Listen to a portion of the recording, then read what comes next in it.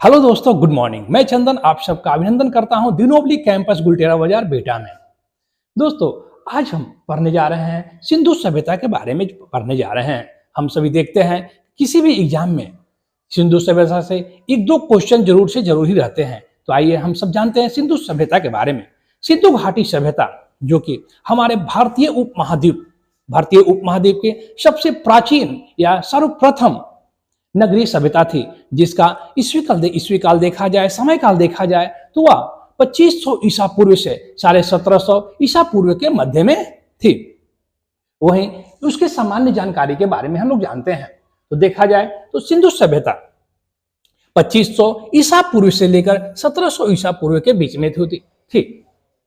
वहीं इसके सामान्य जानकारी में अब देखा जाए तो बच्चों इसमें बहुत कंफ्यूजन होता है, समय में बहुत कंफ्यूजन होता है। एनसीईआरटी की बुक में देखेंगे सर्वमान्य काल 2500 ईसा पूर्व से 1700 ईसा पूर्व को माना गया है। वहीं एक किसी और एनसीईआरटी बुक में देखेंगे तो उसमें पता चलेगा कि कार्बन 14 के अनुसार, नवीन खोज के अनुसार 2350 ईसा पूर्व से लेकर 1750 ईसा पूर्व तक होता है। वहीं यदि लुसेंट की बात किया जाए तो लुसेंट में 2400 ईसा पूर्व से 1700 ईसा पूर्व को बताया है। तो आइए वो हम सामान्य जानकारी लेते हैं। तो सामान्य जानकारी में हम देखते हैं बच्चों की 2400 से 1700 बीसी के मध्य विकसित नगरीय जो कि आदि ऐतिहासिक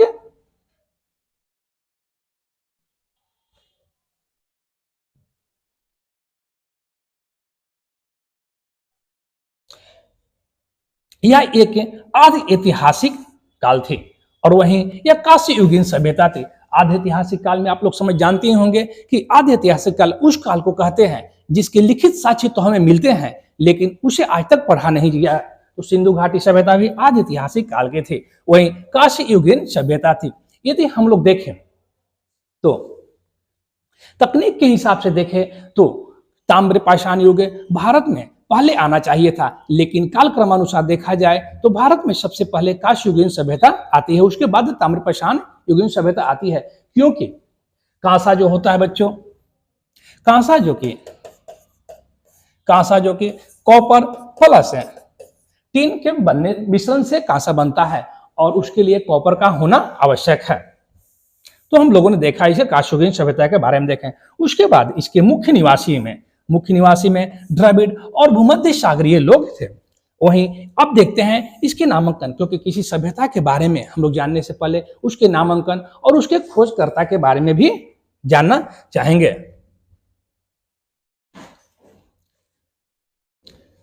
तो सबसे पहले सिंधु घाटी सभ्यता में हड़प्पा स्थल की खोज दयाराम साहनी के द्वारा 1921 ईस्वी में किया गया था और हड़प्पा जो कि स्थल एक बहुत विस्तृत स्थल था, इसलिए उसे हड़प्पा की सभ्यता कहा गया। उसके बाद देखा गया कि उसके एक साल बाद ही राखाल दास बनर्जी के द्वारा 1922 ईस्वी में सिंधु घाटी के किनारे स्थित मोहनजोदड़ो की खोज की गई और इसे फिर सिंधु घाटी सभ्यता नाम दिया गया, क्योंकि देखा गया कि सिंधु घाटी सभ्यता के जितने भी स्थल थे, बड़े स्थल थे, वे सिंधु घाटी जो नदी था उसके घाटी में ही उपस्थित थे, इसलिए इसे सर्वमान्य नाम सिंधु घाटी सभ्यता दिया गया। उसके बाद हम देखते हैं बच्चों की एक वर्ड जो कि मेलुहा शब्द आता है। तो यह सिंधु सभ्यता घाटी के लिए मेलुहा शब्द आता है, इसलिए कि हम लोग जानते हैं कि हम आप लोगों को बताना चाहते हैं कि मेसोपोटामिया की सभ्यता में, मेसोपोटामिया जो कि सिंधु घाटी सभ्यता के समय अंतराल में थी और मेसोपोटामिया की सभ्यता में ही एक अभिलेख में सिंधु घाटी सभ्यता के लिए मेलुहा शब्द बताया गया है, जिससे इनका नामांकन मेलुहा नामांकन होता है। तो इससे यह पता चलता है कि सिंधु घाटी सभ्यता का जो व्यापार था वह मेसोपोटामिया सभ्यता के साथ और मिस्र की सभ्यता के साथ भी संबंध थे।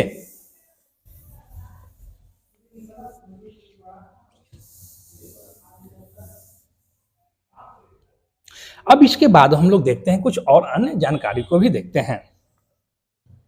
विस्तार। अब हम सिंधु घाटी सभ्यता के विस्तार के बारे में जानना चाहते हैं। तो सिंधु घाटी का जो कि विस्तार,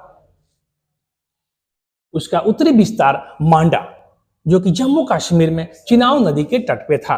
वहीं इसका दक्षिणी सीमा दाइमावर्त महाराष्ट्र गोदावरी नदी के तट पे था और इसका पश्चिमी जो सीमा था वह सुटकांगेडोर बलूचिस्तान दासक नदी के तट पे था और पूर्वी जो कि इसका सीमा आलमगीरपुर मेरठ हिंदन नदी के पास में था।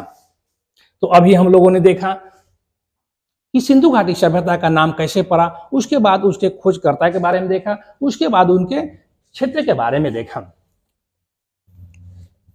अब दोस्तों हम देखते हैं कि सिंधु घाटी सभ्यता उस समय अपने समय काल के विश्व की सबसे बड़ी सभ्यता थी, इसलिए क्योंकि इसका क्षेत्रफल 12,99,600 वर्ग किलोमीटर में विस्तृत थे। यानी कि आज से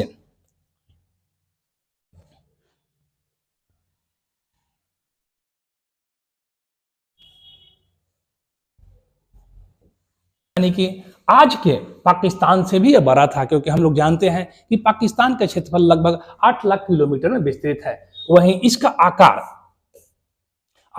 त्रिभुजाकार रूप में था। वहीं इसके सिंधु सभ्यता जो कि सर्वप्रथम बार सिंधु सभ्यता का नाम सब सर जॉन मार्शल के द्वारा दिया गया। सर जॉन मार्शल ने सिंधु सभ्यता शब्द का प्रयोग सबसे पहला बार किया था।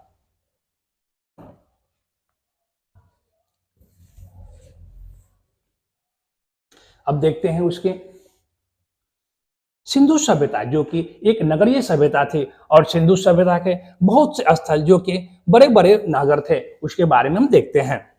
मोहनजोदड़ो सिंधु सभ्यता के सबसे बड़े स्थल में मोहनजोदड़ो का नाम आता है और यह सबसे बड़ी स्थल थी। मोहनजोदड़ो जो कि मोंटगोमरी इलाका में पाकिस्तान में पड़ता है। वहीं हड़प्पा पाकिस्तान में ही आता है। वहीं गनवारी वाला पाकिस्तान में ही आता है। वहीं राखीगढ़ी हरियाणा में आता है। वहीं कालीबंगन, धौलावीरा, चनुदारो, लोथल और बनावली, ये सब बहुत बड़े बड़े स्थल थे सिंधु घाटी के। उसके बाद दोस्तों हम देखते हैं लिपि जो कि सिंधु सभ्यता घाटी की लिपि भावचित्रात्मक थी।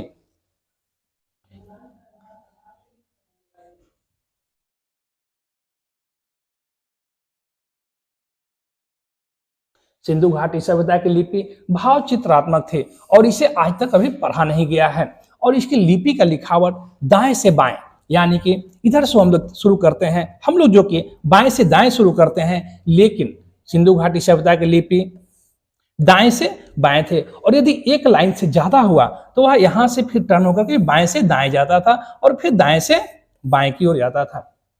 यह लिपि अपठनीय है, जिसे आद्य ऐतिहासिक काल में रखा गया है सिंधु घाटी सभ्यता को।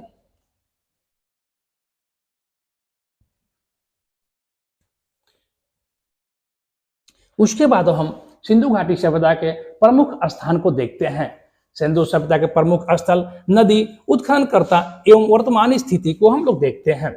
सिंधु घाटी सभ्यता की सबसे प्रथम स्थल की खोज हड़प्पा के हुआ था, जो कि नारावी नदी के तट पे उपस्थित था और उसके उत्खननकर्ता दयाराम साहनी एवं माधव स्वरूप वत्स थे, जो कि 1921 में पाकिस्तान का मोंटगोमरी जिला में आता है। वहीं मोहनजोदड़ो सिंधु नदी के तट पे, जिसके उत्खननकर्ता राखालदास बनर्जी थे। वह 1922 ईस्वी में इसका उत्खनन किया गया था। वह सिंध प्रांत के पाकिस्तान लड़काना जिला में यह पड़ता है। उसके बाद चनुदारो यह भी सिंधु नदी के तट पे घाटी में ही था और इसके उत्खननकर्ता गोपाल मजूमदार साहब थे, जिसके उत्खननकर्ता 1931 ईस्वी में सिंध प्रांत पाकिस्तान में आता है।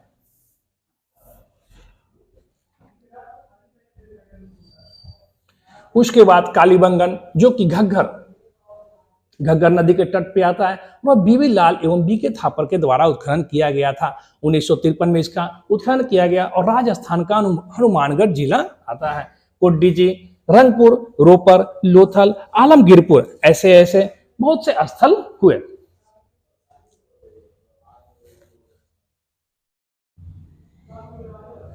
सुटकांगेडोर, बनावली, धौलावीरा, ये सब स्थल हैं जिसे आपको बच्चों याद करना होगा। अब आपको हम बताना चाहते हैं कि इसमें आखिर याद करने लायक कौन कौन है। तो सबसे पहले आप लोग कम से जितने भी स्थल हैं वे वो किस नदी के तट पे है वह आप जरूर याद रखेंगे, नदी। और उसके बाद अब हम आगे देखते हैं, इसकी विशेषताएं के बारे में देखते हैं, जो कि हम जानते हैं कि सिंधु घाटी सभ्यता एक नगरीय विशेषताएं हैं। तो यह एक नगरीय विशेषताएं हैं और यह ग्रिड पत्ती पे निर्मित नगर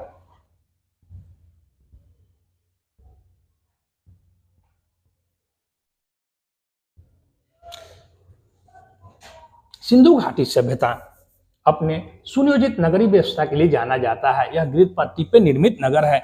ग्रिड पत्ती का मतलब होता है कि यह एक चौराहा हुआ और चौराहे से रास्ते इस तरह से गुजर रहे हैं और जितने भी सड़क थे सिंधु घाटी के जो सड़क थे वे एक दूसरे को 90 डिग्री के कोण पे काटते थे। और वहीं यहाँ एक घर हुआ, यहाँ घर इस तरह से घर बने होते थे।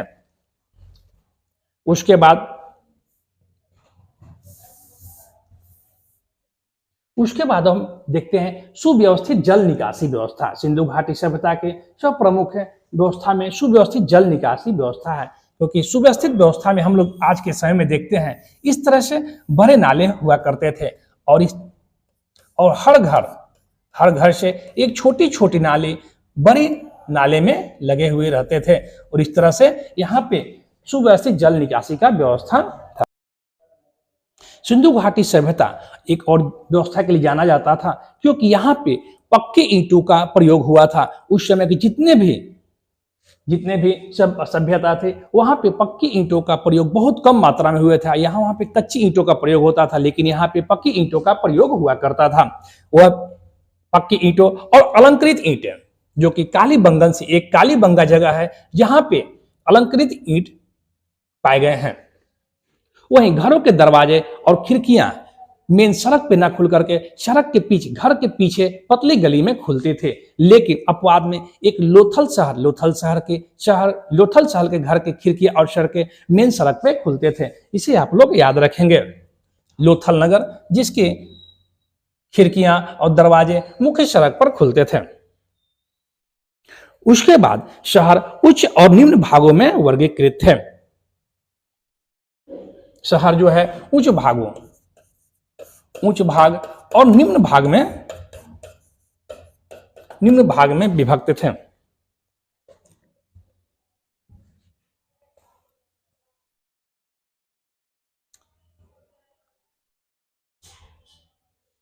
भारी संख्या में मृण मूर्तियां मिली है, जिसके कारण हम इस सभ्यता को मातृशतात्मक सभ्यता भी कह सकते हैं। सिंधु सभ्यता के अधिकांश मोहरे सेलखड़ी की बने होते थे। सेलखड़ी एक प्रकार का पत्थर होता है, उससे मोहर बनाए जाते थे।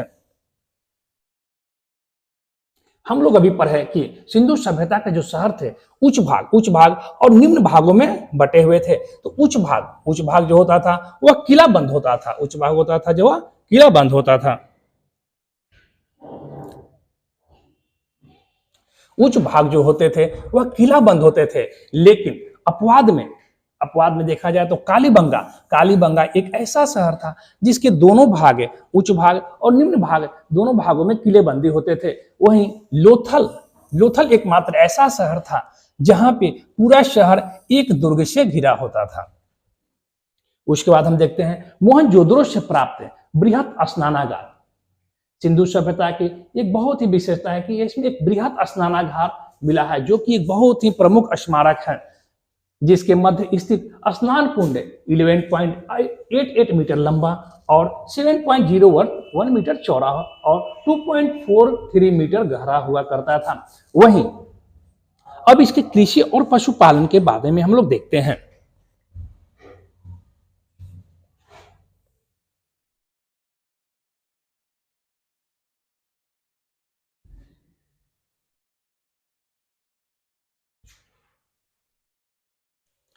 कृषि और पशुपालन में हम लोग देखते हैं कि यहाँ से जुते हुए खेत के साक्ष्य कालीबंगन से मिलते हैं। यानी कि उस समय कृषि जो है उन्नत व्यवस्था में थी। तो आइए हम लोग देखते हैं जुते हुए खेत कहाँ से मिले हैं बच्चों, तो वह कालीबंगन से मिले हैं। उसके बाद प्रमुख फसल कौन थे, तो गेहूं और जौ इसके प्रमुख फसल थे। लोथल और रंगपुर से चावल के साक्ष्य मिले हैं। वहीं मोहनजोदड़ो में एक बृहद अन्नागार मिला है। यानी कि अन्नागार से मिलने का मतलब होता है, अन्नागार यानी कि गोदाम, वेयर हाउस है। यानी कि हमारे पास है कृषि ज्यादा मात्रा में होता था, इसलिए हम लोग अधिशेष के रूप में यहाँ गोदाम में रखते थे। उसके बाद यहाँ इससे पता चलता है कि इस यहाँ पे विकसित कृषि थी, इस सभ्यता में कृषि विकसित थी। मोहनजोदड़ो का अन्नागार जो कि सिंधु सभ्यता के सबसे बड़े थे।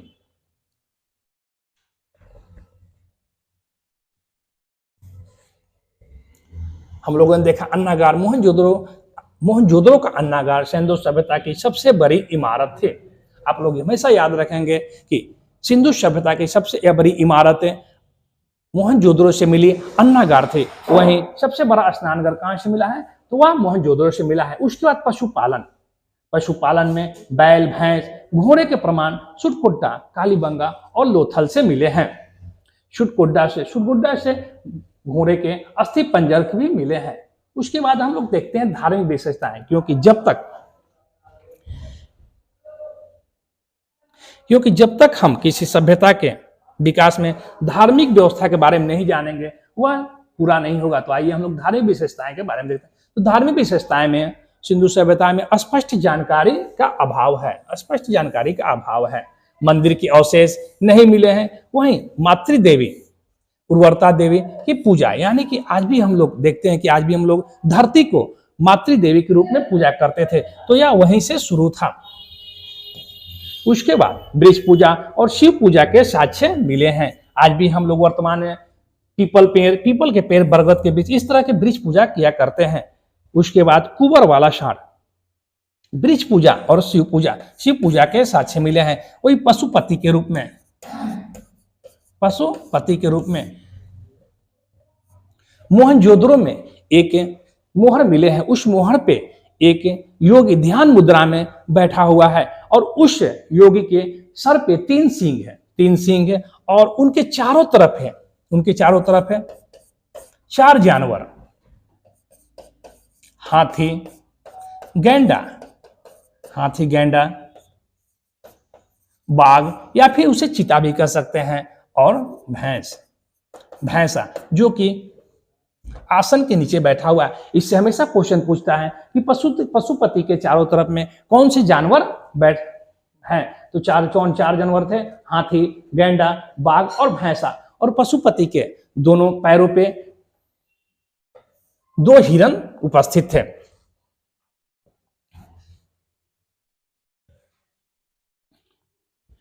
मोहनजोदड़ो में दाढ़ी वाला पुजारी मिला है। वहीं कुबर वाला षाढ़ जो कि वह उस समय विशेष पूजनीय था।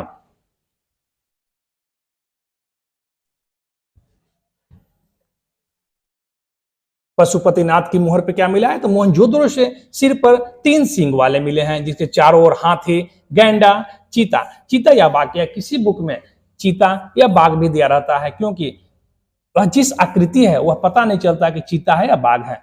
और भैंसा जो कि आसन के नीचे पाया गया है और पांव पे 2 हिरन मिले हैं। कालीबंगा से अग्निकुंड के साक्ष्य मिले हैं। अग्निकुंड के साक्ष्य से पता चलता है कि उस समय यज्ञ होता होगा। उसके बाद स्वास्तिक चिन्ह सूर्य उपासना का प्रतीक है और यह हड़प्पा से मिला है। समाधान की प्रक्रिया,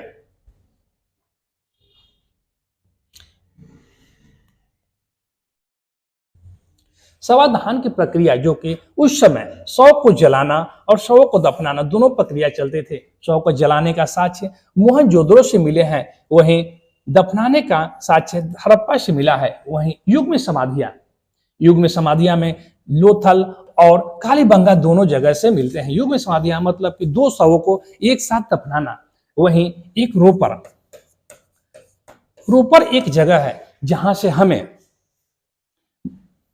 से हमें मनुष्य के साथ कुत्ता को भी दफनाने का साक्ष्य मिला है, क्योंकि सिंधु सभ्यता वाले मानते थे कि मरने के बाद भी कुछ दूसरे लोक में जाते होंगे, इसलिए उनके दोस्त को भी साथ में दफनाया जाता था, यानी मनुष्य के साथ कुत्ता को भी दफनाया जाता था।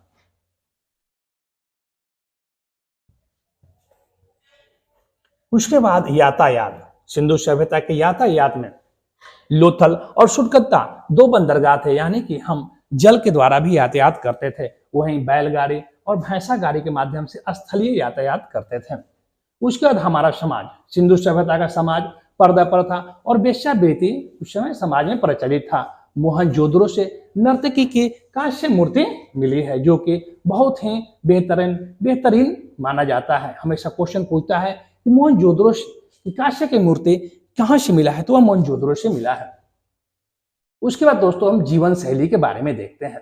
जीवन शैली, मोहनजोदड़ो के जीवन शैली भी आज के समय की तरह ही चल रहा था, क्योंकि लोथल और चनहुदारों से मनके बनाने के कारखाने मिले हैं। मनके जो कि पत्थरों से बना हुआ एक माला होता था, वहीं सूती और ऊनी वस्त्र भी वहां से मिले हैं। उस समय के मनुष्य के जीवन शैली में पासा, शिकार जैसे मनोरंजन कार्य जुटे हुए थे। वे अपने मनोरंजन के लिए पासा खेलते थे, शिकार खेलते थे, वहीं जानवरों को एक दूसरे से लड़ाते थे। वहीं उस समय के बर्तन जो थे लाल मिट्टी के ऊपर काले रंग के डिजाइन बने हुए थे। मिठास के लिए शहद का प्रयोग करते थे। उस समय तलवार के साक्ष्य नहीं मिला था, यानी कि सिंधु घाटी सभ्यता से तलवार का साक्ष्य नहीं मिला, इसलिए यह समाज शांतिपूर्ण समाज था। इसके बाद अब हम व्यापार के बारे में देखते हैं। अब दोस्तों हम लोग देखते हैं सिंधु घाटी सभ्यता के व्यापार के बारे में देखते हैं। वहां से मुहर प्राप्त हुए हैं, यानी कि जब मुहर प्राप्त हुए यानी कि व्यापार उस समय होते होंगे, और वहां पे हड़प्पा की मुहर पे एक श्रृंगी पशु का साक्ष्य मिला है। हमेशा यह क्वेश्चन पूछता है कि एक श्रृंगी पशु का साक्ष्य कहां से मिला है, तो वह हड़प्पा से मिलता है। हड़प्पा से मिलता है एक श्रृंगी पशु। उसके बाद मापन की इकाई 16 के अनुपात में थे। विदेशी व्यापार प्रचलित थे उस समय। सिंधु घाटी सभ्यता का विदेशी व्यापार उस समय मिस्र के साथ, मेसोपोटामिया की सभ्यता और भी सभ्यताओं के साथ चलते थे। उस समय व्यापार वस्तु विनिमय प्रणाली पे ज्यादा चलता था, यानी कि एक वस्तु के बदले में दूसरा वस्तु लेना, यह ज्यादा व्यापार चलता था। उसके बाद हम लोग देखते हैं सिंधु काल में विदेशी व्यापार को देखते हैं। तो हम लोग देखते हैं कि सिंधु काल में विदेशी व्यापार, तांबा जो कि खेतरी से लाया जाता था, वहीं बलूचिस्तान ओमान से आता था। चांदी का व्यापार अफगानिस्तान और ईरान से आयात करते थे। सोना का आयात कर्नाटक में एक कुलार जगह है, कुलार खान से सोना लाया जाता था। वहीं अफगानिस्तान ईरान से टीन का आयात अफगानिस्तान और ईरान से किया जाता था। वहीं लाजवट एक तरह का बहुमूल्य पत्थर होता है जिसका आयात मेसोपोटामिया से किया जाता था। सीसा का आयात ईरान से किया जाता था। हम लोग देखते हैं शासन व्यवस्था संभवतः वणिक वर्ण की थी, क्योंकि वहां पे हम लोग देखते हैं कि किसी तलवार का उपयोग नहीं साक्ष्य नहीं मिलता था, इसलिए वहां के लोग शांतिपूर्ण थे, यानी कि वहां पे व्यापार ज्यादा प्रचलन में था और वहां व्यापारी वर्ग के हाथों में ही शासन व्यवस्था थी। संदेव सभ्यता के हम देखते हैं कि संदेव सभ्यता के विनाश का संभवतः सबसे प्रभावी कारण बाढ़ था, यह माना जाता है। उसके बाद तिगट ने हड़प्पा एवं मोहनजोदड़ो को एक विस्तृत साम्राज्य की जुड़वा राजधानी बताया गया है, यानी कि सिंधु सभ्यता की विस्तृत की उसकी राजधानी मोहनजोदड़ो और हड़प्पा को बताया गया है। स्वतंत्रता प्राप्ति के साक्ष्य हड़प्पा संस्कृति के सर्वाधिक स्थल गुजरात से खोजे गए हैं। आग में पकी हुई मिट्टी को टेराकोटा कहा जाता है। सबसे बड़ी साइट राखीगढ़ी यानी हरियाणा। इसमें देखा जाए दोस्तों तो भारत में सिंधु सभ्यता की सबसे बड़ी साइट जगह राखीगढ़ी, वहीं मोहनजोदड़ो यानी पाकिस्तान में सबसे बड़ा सिंधु घाटी सभ्यता की सबसे बड़ा साइट मोहनजोदड़ो को माना जाता है।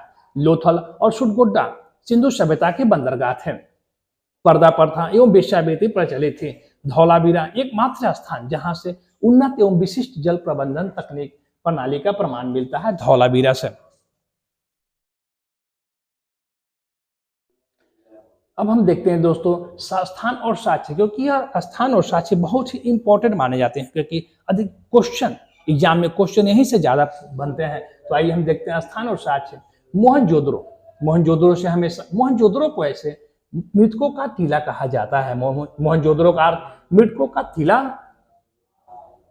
वहीं इसके साक्ष्य मोहनजोदड़ो से हमें सबसे बड़ा अन्नागार प्राप्त हुआ है, वहीं उसके बाद स्नानागार प्राप्त हुआ है। पशुपतिनाथ की मुहर, नर्तकी की मूर्ति जो कि कांस्य की बनी हुई थी वह प्राप्त होती है। शव को जलाने के साक्ष्य दाढ़ी वाले पुजारी सूती कप्तरा किस तरह से प्राप्त हुए हैं। हड़प्पा से देखा जाए तो हमें एक श्रृंगी पशु वाली मुहर का प्रमाण मिला है। मातृ देवी की प्रतिमा वहां से मिली है। स्वास्तिक चिन्ह हमें हड़प्पा से मिला है। वहीं कालीबंगा के देखा जाए तो कालीबंगा से हमें साक्ष्य के रूप में अग्निकुंड मिलते हैं, यानी अग्निकुंड उस समय के साक्ष्य के रूप में, यानी उस समय यज्ञ हुआ करते थे। चूरी का कारखाना, युग में समाधि, जुता हुआ खेत और अलंकृत ईंट के साक्ष्य हमें कालीबंगा से मिलते हैं। उसके बाद घोड़ों के अवशेष, अस्थि पंजर और बंदरगाह हमें सुरपुड्डा गुजरात से मिलते हैं। उसके बाद देखा जाए तो लोथल से मिले साक्ष्य, बंदरगाह सिंधु घाटी का जो मैंने चेष्टा करा था, नाव, धान और घोड़े के साक्ष्य मिलते हैं। लोथल और रंगपुर से चावल, बाजरे उत्पादन के साक्ष्य मिलते हैं और वहीं घोड़े की मीन मूर्तियां भी मिलती हैं।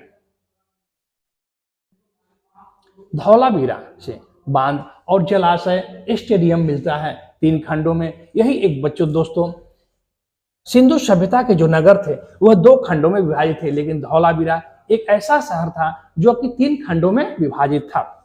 उसके बाद हम देखते हैं चनहुदुरो से मनका एवं लिपस्टिक उद्योग के प्रमाण मिलते हैं, यानी कि उस समय भी लिपस्टिक का यूज किया जाता था। उसके बाद बनावली, जिससे हल्का खिलौना, मिट्टी का खिलौना मिलता है हल्का, जिससे।